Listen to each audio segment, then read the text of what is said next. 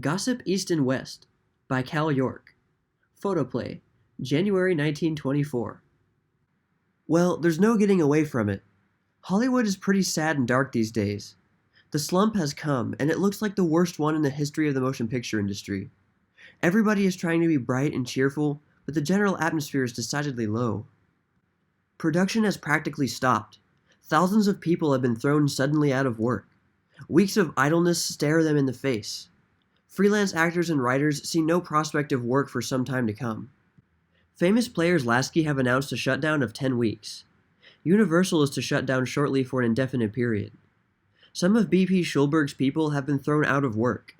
Metro has one company working, Goldwyn has one, and many independent producers are announcing layoffs until the first of the year. First National is the only company in full production strength. The reasons are numerous. First, overproduction and overexpenditure. Millions of dollars are tied up in big pictures which have just been released and have not started bringing in returns. For 6 months or a year, the industry has been piling up costs beyond all hope of return. Now it is overstocked with pictures on which, no matter how great they may be, they will do well to break even. When a picture costs $1 million or $1.5 million, there is no possibility of making big money with it, or even getting fair returns on the investment. Motion picture theaters are flooded with these stupendous productions. There is the Ten Commandments, which will go out with a cost of $1.5 million against it. Ashes of Vengeance and Scaramouche, with $850,000 charged against each of them. The Courtship of Miles Standish, with $650,000 against it and an unfavorable critical review. Von Stroheim's Greed, with an enormous cost. The Hunchback of Notre Dame, close to the $1 million mark. Rosita, a costly production. And the first 2 American Negri features, Belladonna and The Cheat, neither of them a success, with a big red mark on the books.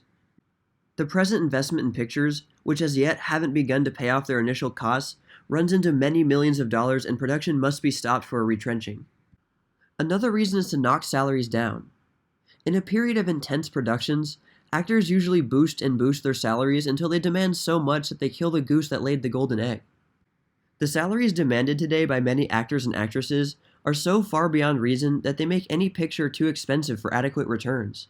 When ordinary leading men like Milton Sills will not work for less than $1,750, and when practically unknown character actors like Arthur Edmund Carew demand $1,500, it is actually time to call a halt.